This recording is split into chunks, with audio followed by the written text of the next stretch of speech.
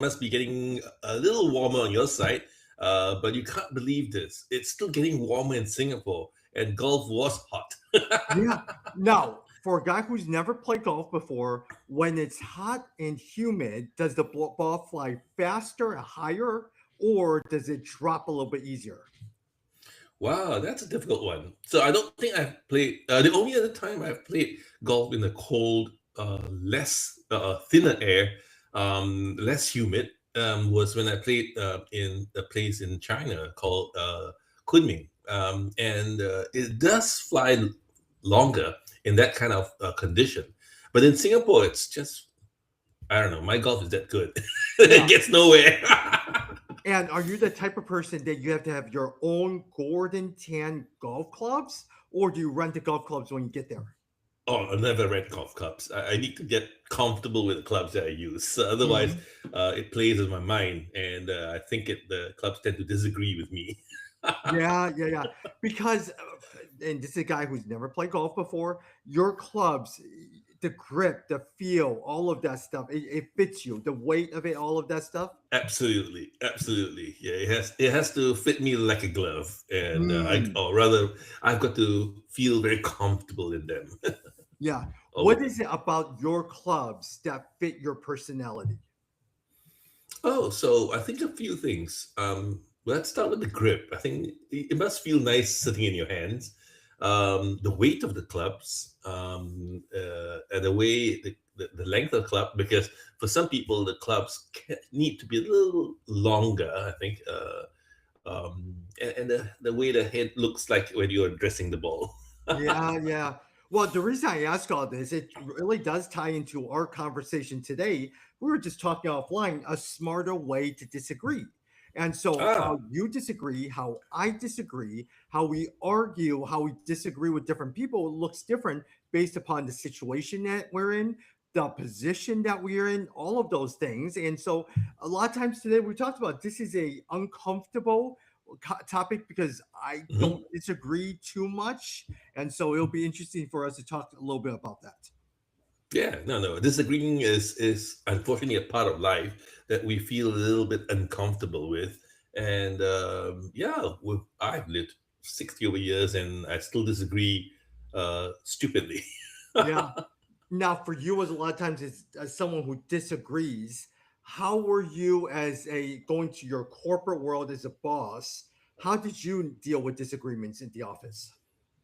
Okay, so I think if I were to reflect on my past disagreements that didn't go well, it always had to do with how I felt at the point when I heard the disagreeing statement or disagreeing proposition. And as my kind of excitability rises, it doesn't help. It doesn't help. So I think most disagreement or conflict management gurus will tell you you need to, be a little more empathetic and so on and so forth, or you need to be a little bit more inquisitive. But I think there's a kind of a gap somewhere, you know. Yeah. And one of the things that this article talks about is that organizations or individuals should train people in their companies to modify their behavior during disagreements in the most concrete way possible. It starts off with this whole thing is it talks about two things, the intention behavior gap, and it also talks about the behavior person perception gap. The one thing I love about the intention behavior gap is if you ever let's see, for instance, for we could sit there and say, all right, when you sit there and the intention is you want to be able to argue and you want to listen to what people have to say. You want to be inquisitive toward asking questions. But the problem is, how do you maintain composure when people are attacking you? How do you maintain composure when people are being critical? Sometimes they make it personal, all of those things. So you have every right to sit there and say, I'm going to be open to ideas. But then they sit there and they throw curveballs at you. Yeah, so I think if I analyze it, the problem is it's not because I can't control myself, it's I can't control the conversation. Mm, So and I when I go into a conversation, I think that it's gonna go this way, but someone throws a curveball and it comes in the other way. I'm going like, I can't cope with this for the moment.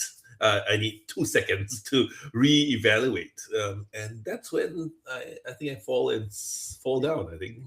And the thing is, Gordon, you then have to learn not only how to, you have every right to say, okay, a good leader should be inquisitive, ask questions, but then you also have to now learn to keep your emotions in check, especially if it gets Mhm. personal.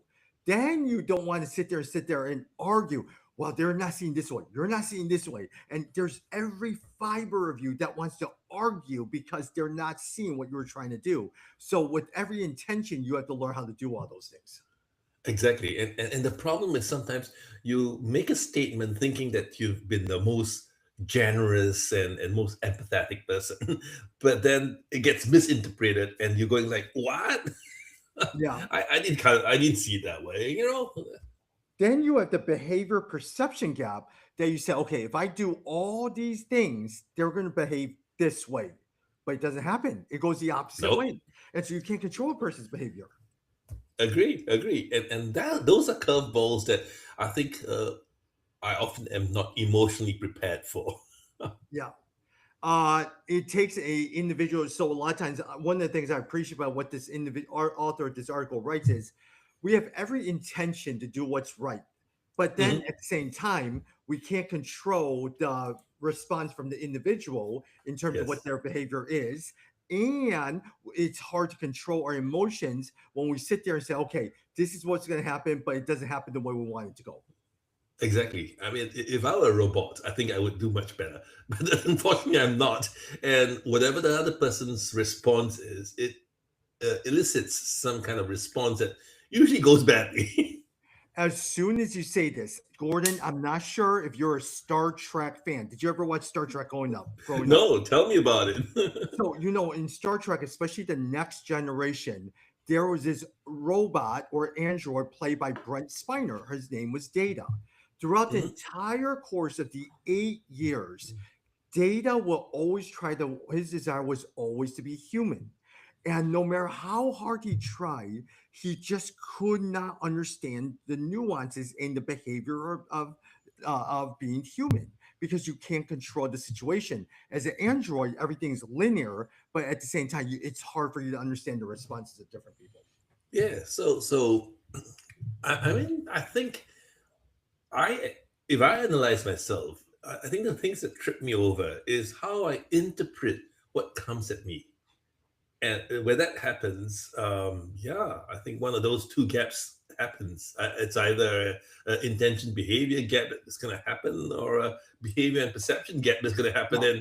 and then the argument escalates rather than becomes calmer. So here's what we're going to talk about. We're going to talk about some advice for individuals as in the midst of dealing with disagreements. Let's talk through some advice that this article suggests, and let's see what they say.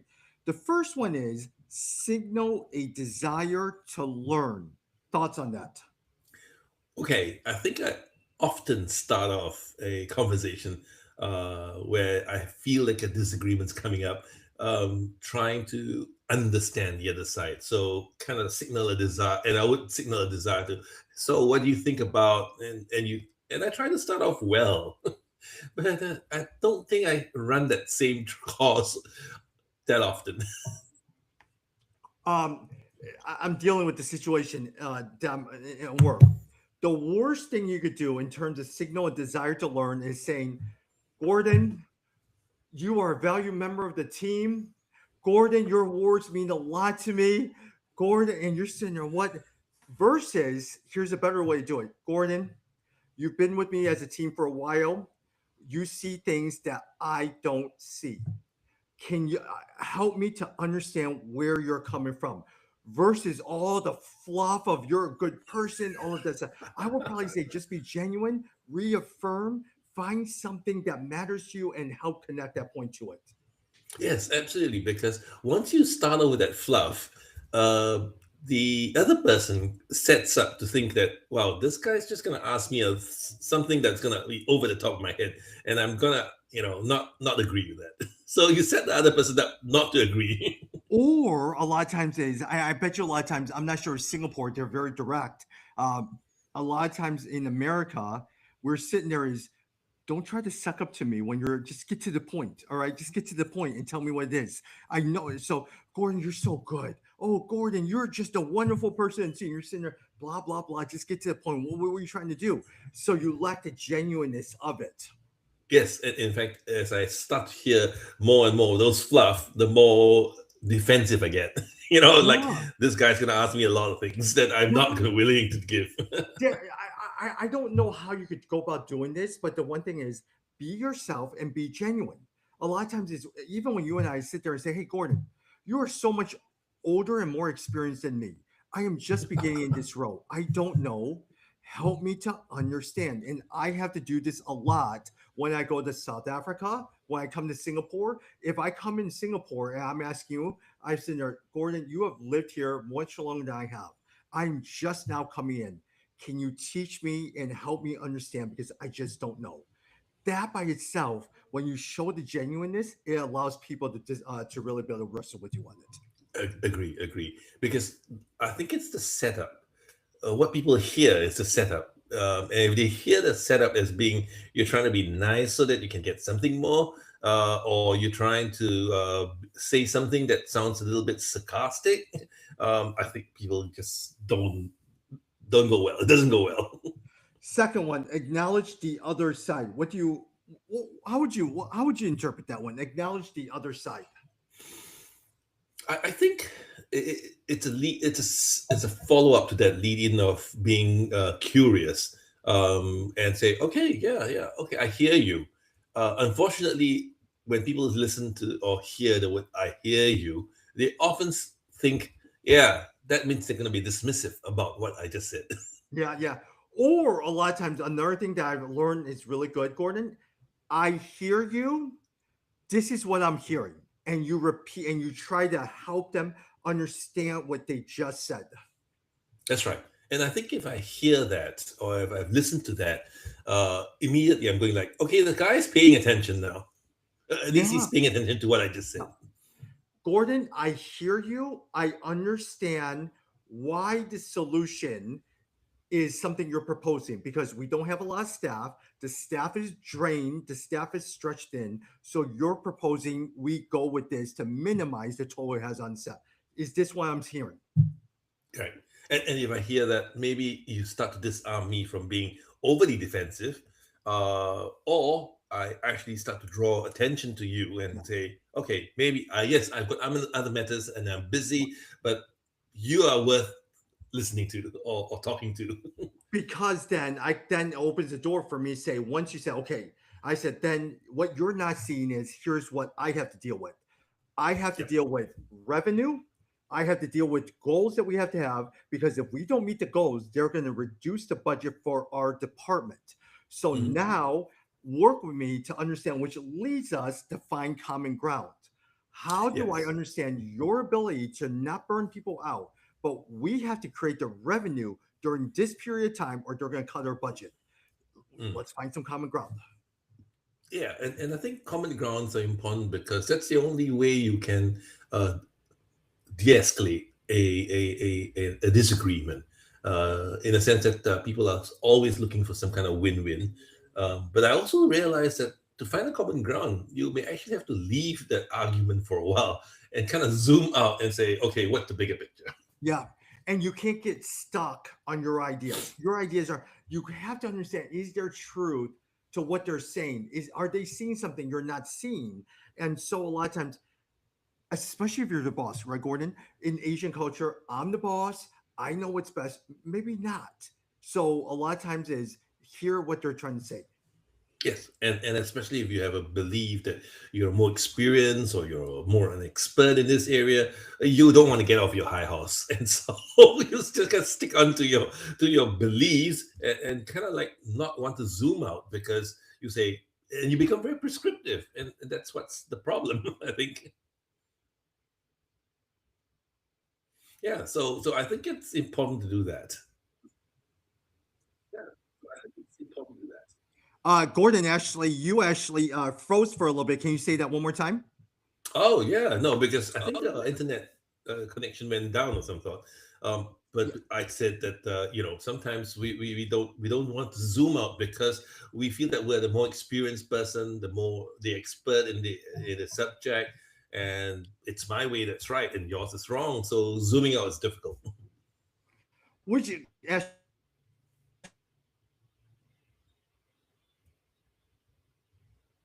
goes with this whole idea of head that you're always right. Not assume that you have all the answers. Not assume that you're the expert in the room. And maybe you're not the expert. Maybe somebody else is the expert. But yet at the same time, be willing to listen to them. Is there truth to what they're saying? Right. And as I peeked at the article, the next 2 points are important because it talks about hedging your claims and sharing your story. Because I think I like to take those two together simply because hedging your claims kind of like that's what you just said, that you don't want to be coming across as you're the expert and the know all. Where sharing a story makes it a little bit more palatable about sharing your experience and skill or thoughts. As long as you're not long winded with your story, right, Gordon? Yeah, that's right.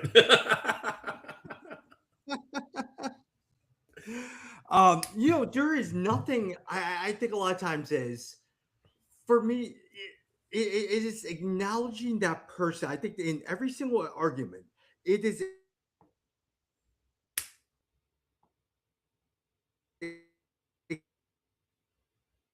acknowledging that that person's voicing what they're truly saying. And defensiveness has to go down, but you have to also be able to control your emotions in the midst of doing that.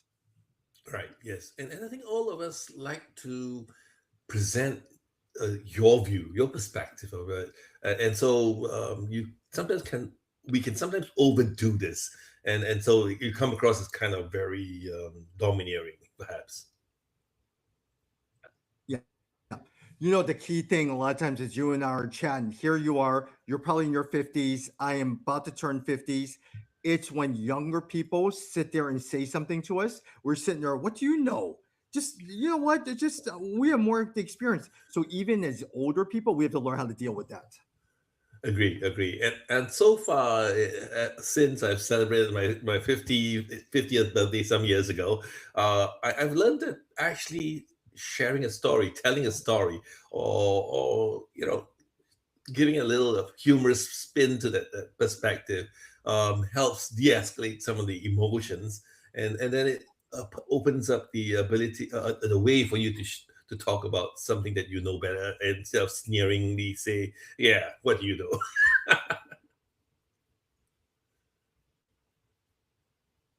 Yeah. Tuesdays with Gordon and Jordan.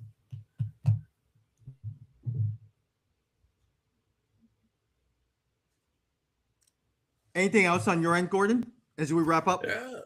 Yeah, so I would be away for a while. So the next time we meet, I think, could be 2 weeks from now, a short one, and Okay. then I think, yeah, yeah.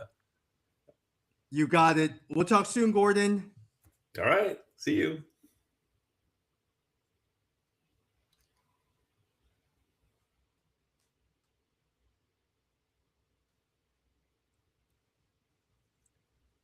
Bye.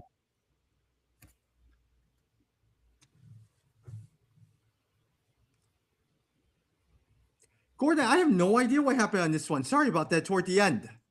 Yeah, no, I think you kept freezing, and I wasn't sure if you're coming through or not. I just wonder if it's the internet, actually, the Wi-Fi. No, toward the end, by three-fourths of it, you start jumbling up, and then it got slow. So I have no idea what happened here. Yeah, so I don't know. I think it's an internet connection for sure.